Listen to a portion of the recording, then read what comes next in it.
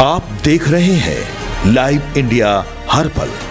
नमस्कार, live India में आपका स्वागत है। मैं अनिल सम्राट। पूर्व टेनिस खिलाड़ी लिएंडर पेस, केंद्रीय मंत्री किरण रिजिजू और सुकांता मजूमदार की मौजूदगी में बीजेपी में शामिल हुए लिएंडर पेस। पूर्व टेनिस खिलाड़ी हैं लिएंडर पेस। उन्होंने कहा कि मैं प्रधानमंत्री नरेंद्र मोदी, केंद्रीय मंत्री अमित शाह और बीजेपी राष्ट्रीय अध्यक्ष नितिन नवीन को धन्यवाद देना चाहता हूं जिसे मुझे जिस तरह का मौका दिया गया, मैं उसके लिए धन्यवाद देता हूं।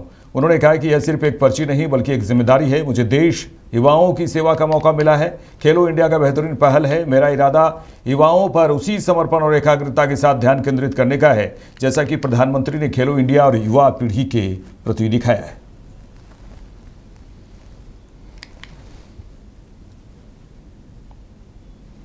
आज हमारी जिंदगी का बड़ा दिन है, क्योंकि पहली बात जो है कि मैं हमारा प्रधानमंत्री नरेंद्र मोदी जी को धन्यवाद कहना चाहता हूं, अमित शाह जी को धन्यवाद कहना चाहता हूं और नितिन नवीन जी को धन्यवाद कहना चाहता हूं। बीजेपी फैमिली को जिस तरह से मेरे को नर्चर कर रहे, जिस तरह से मेरे को मौका दिए, दादा हमारे पास बैठे हैं, हमारा एक जिंदगी का हीरो जो है, जो मैं लुकअप करता हूं, हमारे पास बैठे हैं किरण रिजिजू जी। ये जो मौका जो मिले हैं, स्पोर्ट्स एजुकेशन, यूथ और देश का सेवा और देश वालों का सेवा, यूथ का सेवा करने के लिए बहुत बड़ा मौका है हमारे लिए, और इसके लिए मैं बहुत बड़ा धन्यवाद कहना चाहता हूं प्रधानमंत्री नरेंद्र मोदी जी को। ये जो पर्ची जो है ना, ये खाली पर्ची नहीं है, ये रिस्पॉन्सिबिलिटी है। 40 साल से मैं देश के लिए खेले, डेविस कप में, ओलंपिक्स में, मां का नाम बढ़ाने के लिए, पापा का नाम बढ़ाने के लिए, फैमिली का नाम बढ़ाने के लिए और देश का नाम बढ़ाने के लिए। अभी ये जो नया खेल जो मैं लिए और मौका मिले हमारे भाई से कि अभी देश के लिए सेवा करने के, यूथ के लिए सेवा करने के लिए, हमारे समझ में खेलो इंडिया मूवमेंट टॉप स्कीम बहुत बढ़िया मूवमेंट है। किरण रिजिजू जो हमारे समझ में सबसे बेस्ट स्पोर्ट्स मिनिस्टर बने थे, टोक्यो ओलंपिक्स के तैयारियां किरण रिजिजू ने, उस नरेंद्र मोदी जी ने किरण रिजिजू को रिस्पॉन्सिबिलिटी दी है, और इस जो रिस्पॉन्सिबिलिटी ने ये मनुष्य, ये इंसान जो लिए, मुझे पता है कि कितना पैशन के साथ सर ने किए।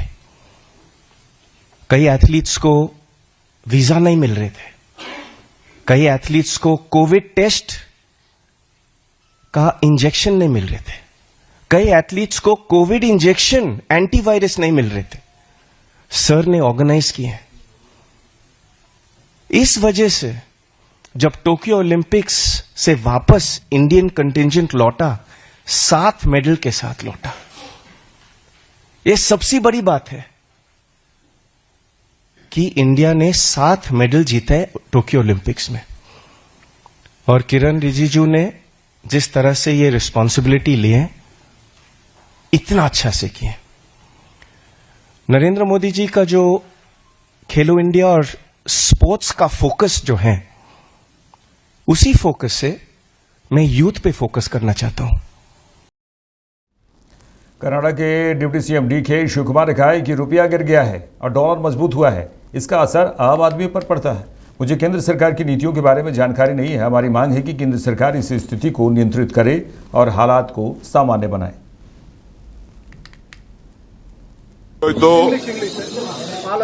Dollar has fallen. Okay, dollar has raised. Rupee has fallen. So it affects every common man, everything to be imported, everything to be exported, everything has been affected common man. I don't know the policies of the central government. It has been affecting in every this one. Even Mangala Sutras, we call Tali. Even that we are not able to, common man can families. This is the situation. So central government has to answer this, control this, bring everything to a normalcy. This is our demand.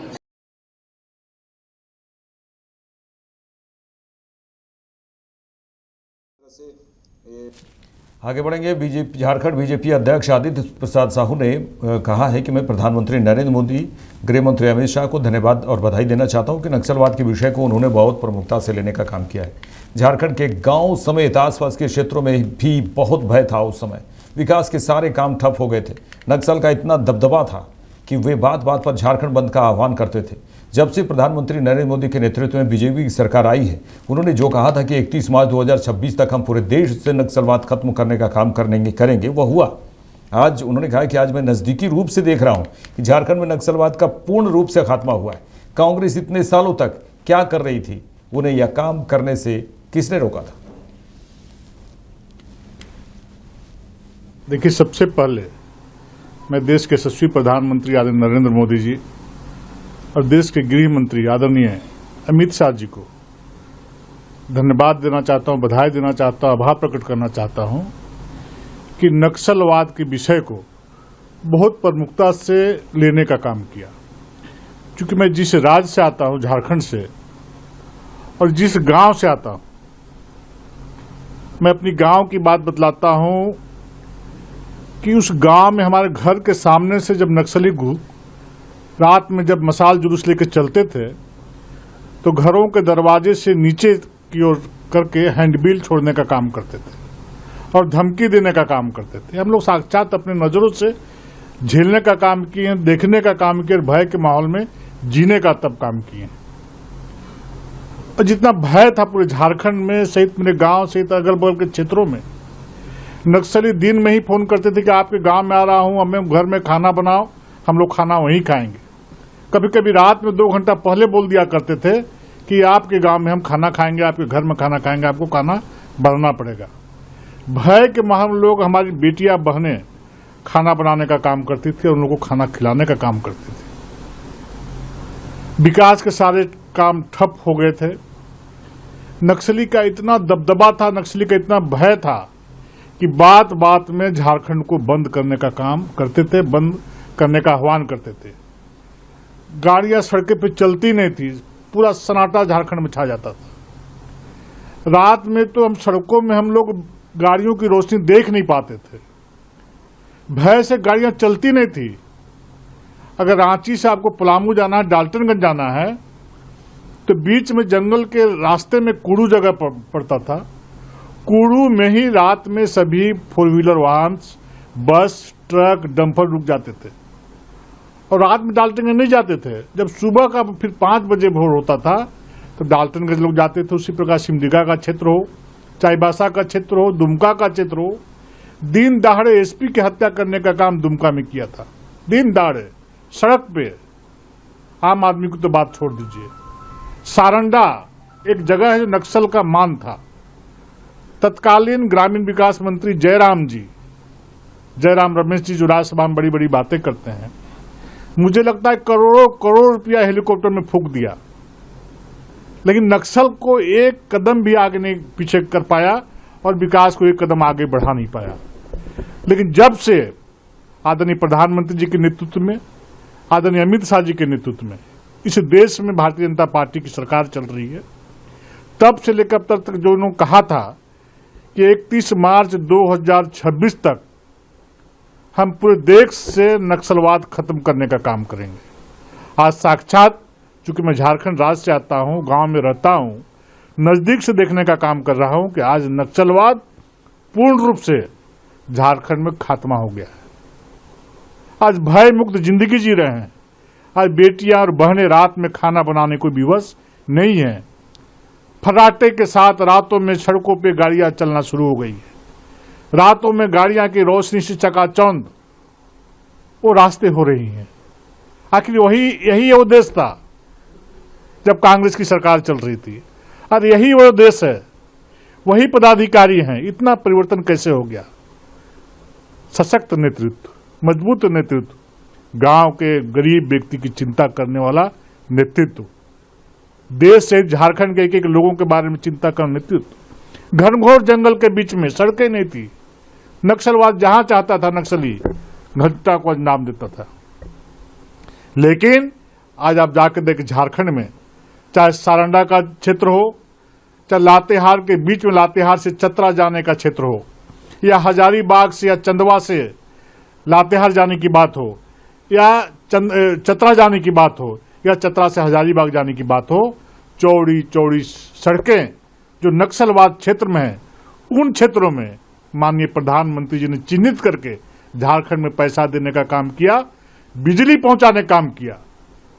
गांव में बिजली नहीं थी, पहाड़ों में बिजली नहीं थी, वो भी एक नक्सल बढ़ने का काम बहुत बड़ा था। लेकिन आज यदि पहाड़ में एक भी घर है तो वहां पर सोलर सिस्टम से आदरणीय प्रधानमंत्री, आदरणीय गृह मंत्री जी ने वहां पर प्रकाश की व्यवस्था की है, घरों तक रोशनी पहुंचने का काम किया है। कोई ऐसा घर नहीं है, चाहे जंगल हो चाहे पहाड़ हो, अंधेरे में जीने को विवश है। आज कांग्रेस क्या कर रही थी, किसने रुका था ये सब काम करने के लिए? आज पूर्ण रूप से नक्सली घटनाओं में झारखंड में विराम लगा है। चलिए आगे बढ़ेंगे। रक्षा मंत्री राजनाथ सिंह ने कहा है कि कांग्रेस की सरकारों ने हमेशा असम के साथ सौतेला व्यवहार किया है, हमेशा यहां की उपेक्षा की है। कांग्रेस ने दिल्ली से अपने दिल से और दिमाग से भी दूर रखा। कांग्रेस के कुशासन के कारण एक ऐसा समय था जब असम के बारे में बात होती थी तो उग्रवाद की बात होती थी, असम में अशांति की बात होती थी, गरीबी और भुखमरी की बात होती थी। अब ज़माना बदल गया है।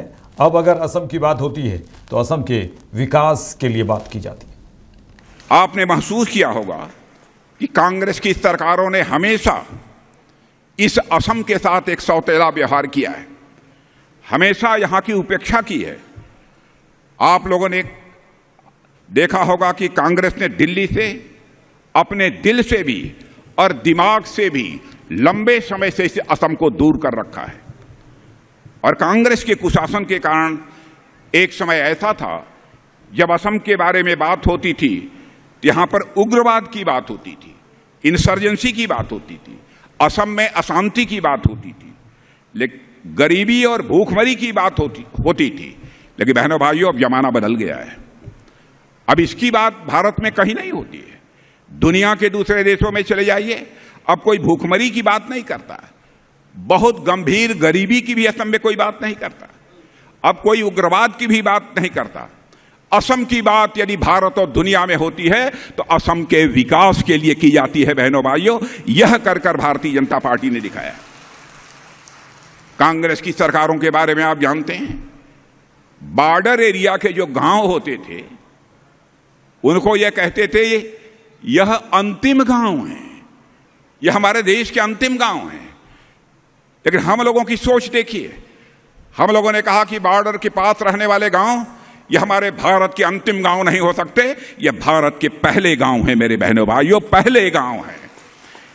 इसलिए विकास का जब प्रश्न आता है तो बॉर्डर की सीमा पर रहने वाले लोगों को प्राथमिकता दी जानी चाहिए।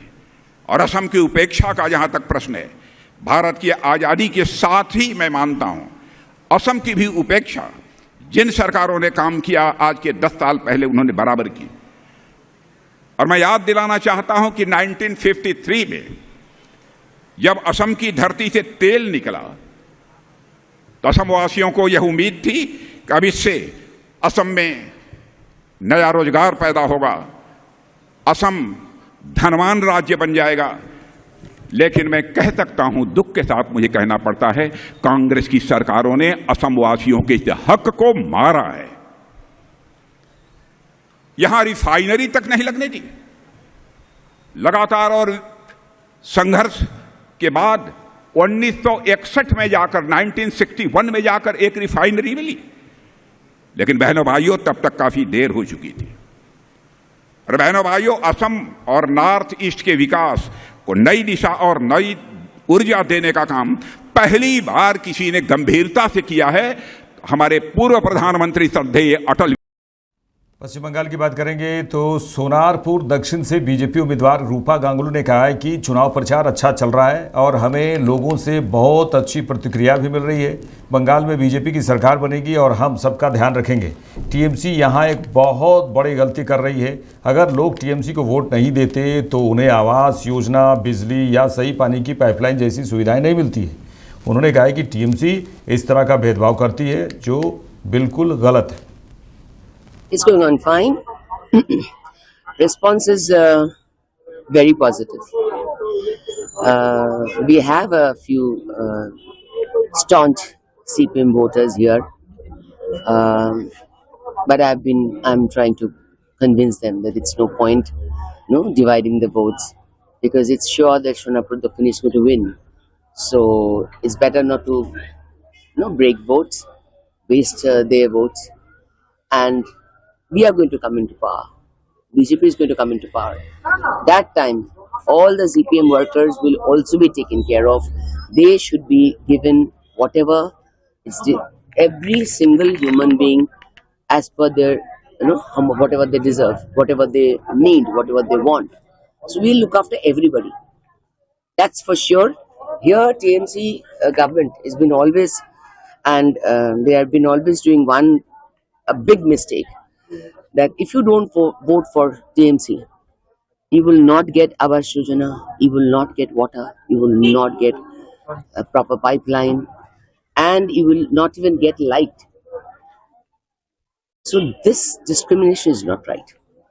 Ma'am, yesterday we saw Abhishek Banerjee going to Election Commission and giving allegation to the Election Commission that they are tampering with Form 6.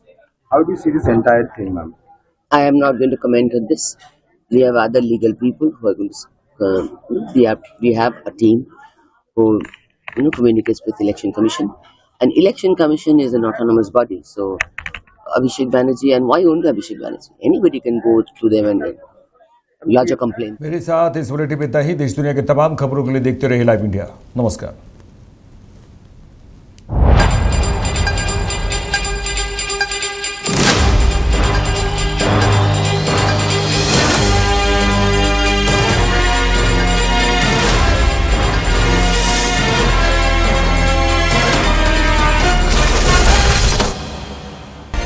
आप देख रहे हैं लाइव इंडिया हर पल।